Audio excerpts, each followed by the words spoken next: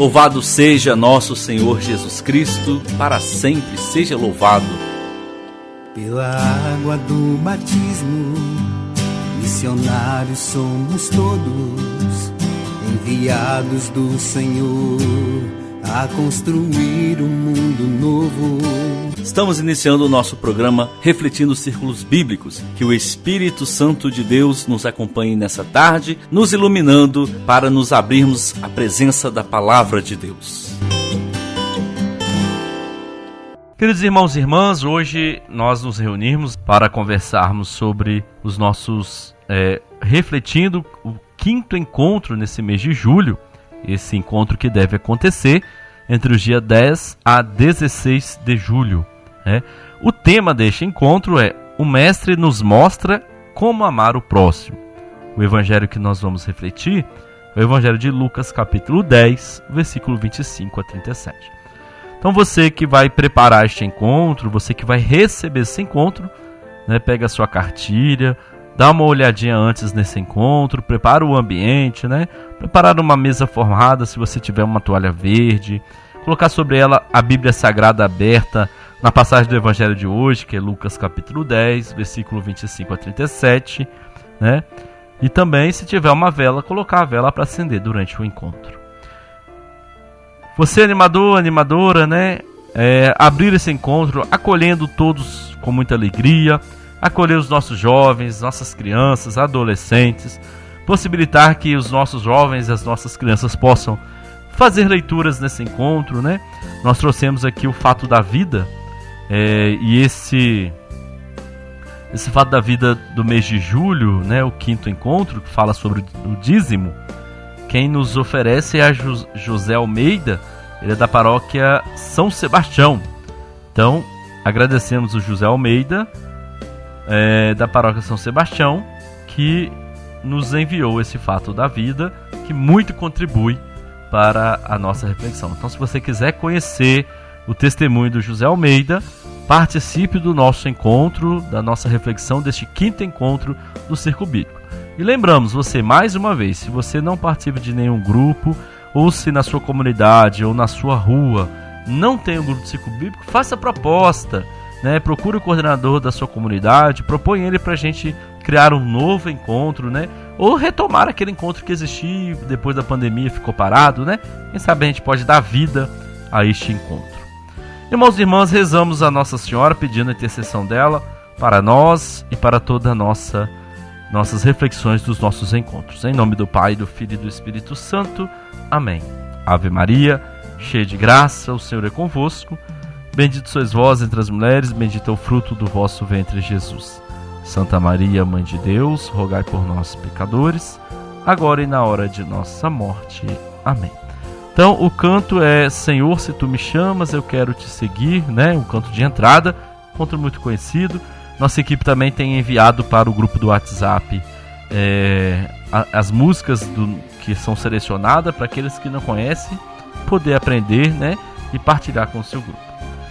Nos preparemos para aclamar a palavra de Deus.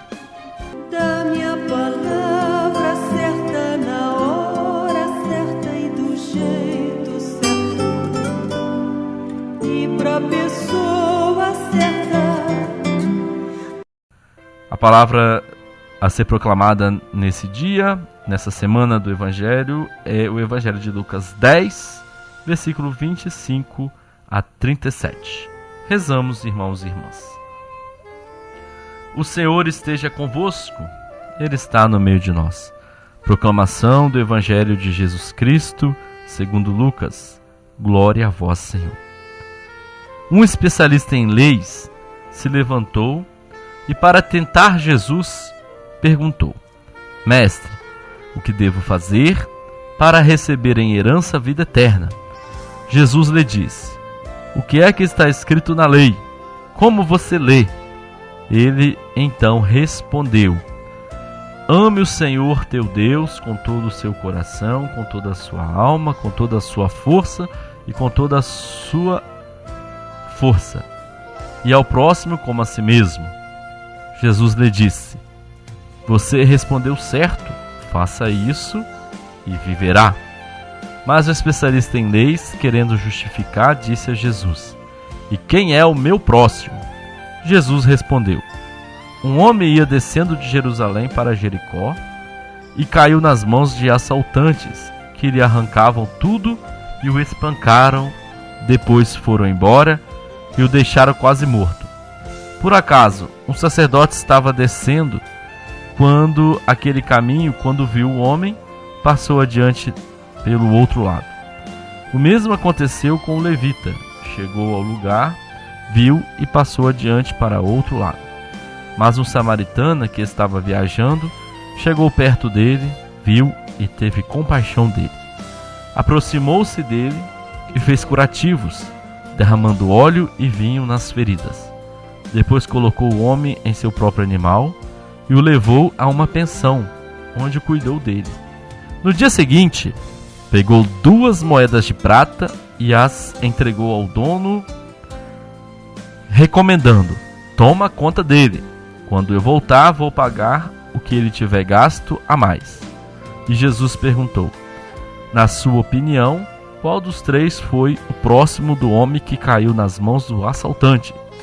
O especialista em leis respondeu: "Aquele que praticou a misericórdia para com ele. Vai e faça o mesmo." Palavra da salvação. Glória a vós, Senhor.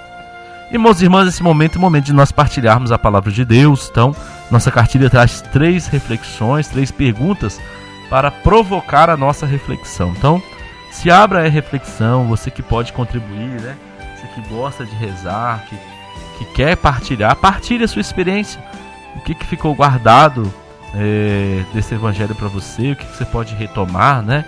Se tem algum versículo que te chama atenção, por que ele te chama atenção. Se você pode, relembrando o fato da vida, se você também tem alguma experiência do dízimo, algum testemunho, que você possa colocar também para o seu grupo, o seu testemunho, né, do dízimo. Queridos irmãos e irmãs, vamos refletir um pouquinho sobre a parábola do samaritano, né, que é muito conhecida. O ambiente que Jesus está, né, esse ambiente é um ambiente que nós continuamos o caminho de Jerusalém. A gente já foi refletindo, Jesus já tinha se colocado nesse caminho rumo a Jerusalém, né? Esse caminho é um caminho mais teológico. O que quer dizer, né? Continuar a percorrer esse percurso espiritual durante o qual Jesus prepara os discípulos para serem as testemunhas do reino após sua partida deste mundo. Então é nesse contexto pedagógico, né, que vai aparecer a parábola do bom samaritano. Para percebermos o que está aqui em jogo, convém também ter presente o quadro da relação entre judeus e samaritanos. Trata-se de 2 grupos que, pela história, eles eram grupos separados, né, rivais, conflituosos, que tinham uma relação muito ruim. E no tempo de Jesus eram muito conflituosos. Então, historicamente, a divisão ela começou lá no ano 721 a.C. A Samaria ela foi tomada pelos assírios e foi deportada cerca de 4% da população. Então, na Samaria, instalaram-se colonos assírios que se misturaram com a população local. Então, para os judeus, os habitantes da Samaria começaram então a paganizar-se, né? Isso está lá no 2 Reis, no capítulo 17, versículo 29. A relação entre as 2 comunidades, ela ficou ruim ainda mais quando, após o regresso do exílio, os judeus recusaram a ajuda dos samaritanos. Então isso também está lá no livro de Esdras, capítulo 4, do versículo 1 ao versículo 5. Para a construção do templo de Jerusalém, lá nos anos 437, né, os judeus recusaram essa ajuda dos samaritanos para reconstruir o templo e denunciaram os casamentos mistos. Então tiveram então que enfrentar a oposição dos samaritanos na reconstrução da cidade. Já lá no ano de 333 a.C., novo elemento de separação, os samaritanos construíram um templo no Monte Garizim. No entanto, esse templo foi destruído em 128 a.C. por João Hircano. Mais tarde, as picardias continuaram, né? A mais famosa aconteceu já na época de Cristo, alguns anos depois do nascimento de Cristo, quando os samaritanos profanaram com ossos o templo de Jerusalém. Os judeus desprezavam os samaritanos por serem uma mistura de sangue israelita com estrangeiros e consideravam-nos hereges em relação à pureza da fé javista, né? Ou seja, de Deus, da fé de Yahvé. Os samaritanos pagavam aos judeus com um desprezo semelhante. Então, assim, qual a mensagem que esse evangelho traz? Então, a mensagem mais profunda, né? A resposta é de tal forma que o próprio mestre da lei conhece: amar a Deus, fazer de Deus o centro da vida e amar o próprio como a si mesmo. Então, nesse resumo dos mandamentos, né, digamos assim, que tanto está lá em Deuteronômio como também no Levítico, né, Jesus concorda. Até aqui a proposta de Jesus não acrescenta nada de novo, né, aquilo que a própria lei sugere. Então, a dúvida que o mestre da lei veio fazer, no entanto, mais fundo é: quem é o meu próximo? Então é uma questão pertinente no contexto histórico, né?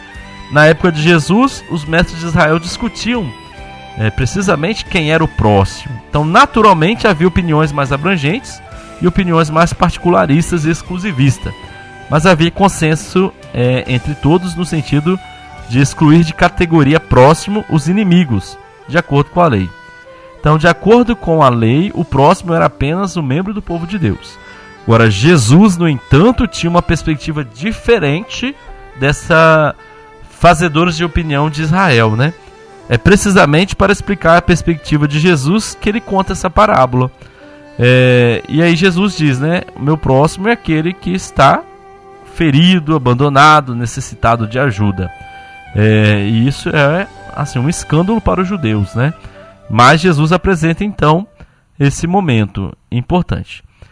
É importante recordar então que assim, a pergunta do mestre da lei, ela não é uma pergunta acadêmica, é uma pergunta que os homens do nosso tempo fazem todos os dias. O que fazer para chegar à vida eterna, né?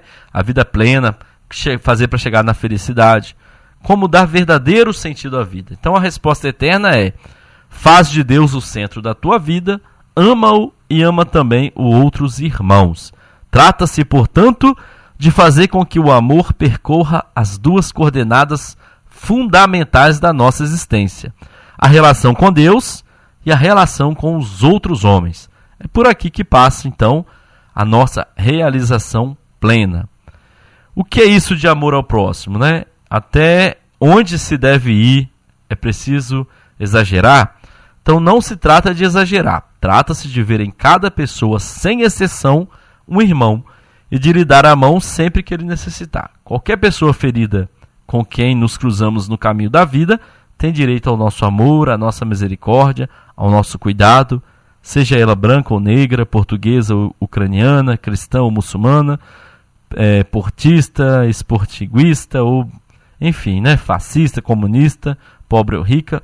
A verdadeira religião que conduz à salvação passa por este amor sem limite. Então, tá aí, irmãos e irmãs, uma reflexão que nos ajuda a caminhar este encontro. Peçamos, irmãos e irmãs, a Deus que nos abençoe. Antes, vamos dar os avisos importantes, né, desta semana. Quero avisar, então, aos nossos coordenadores e animadores dos círculos bíblicos do Regional 7, em Bom Jesus. Nós estaremos reunidos no dia 16, no próximo sábado, dia 16, às 14 horas. Então, Bom Jesus, né, Apiacá e Calçados, estaremos reunidos, então, em Bom Jesus para encontrar o encontro da nossa equipe diocesana com os animadores e coordenadores de círculo bíblico do Regional 8, que vai ser em Bom Jesus. E também a todos aí da paróquia de Ibatiba e do Regional 5, né, Iuna, Muniz Freire, e as outras paróquias próximas aí que fazem parte, né, Pequiá, né, e tantas outras. Então, irmãos e irmãs, você do Regional 5, nós estaremos reunidos em Ibatiba, também às 14 horas no dia 16 de julho, para este encontro da nossa coordenação diocesana com os animadores e coordenadores dos nossos círculos bíblicos. Lembrando a você que no dia 18 de setembro será o nosso encontrão diocesano do Círculo Bíblico em Castelo. Estamos esperando a sua caravana.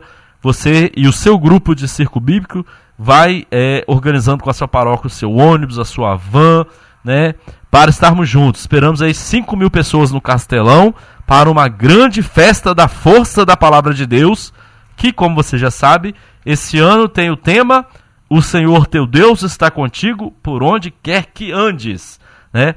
Celebrando aí a força da Palavra de Deus no dia 18 de setembro. Então, um abraço e vamos se organizando para esse encontrão diocesano, que é um momento muito especial para todos nós. Irmãos e irmãs, peçamos a Deus a bênção. O Senhor esteja convosco, Ele está no meio de nós. Abençoe-vos o Deus Todo-Poderoso, Pai, Filho e Espírito Santo. Amém. Até o próximo encontro com a graça de Deus. Encontro com a graça de Deus. Encontro com a graça.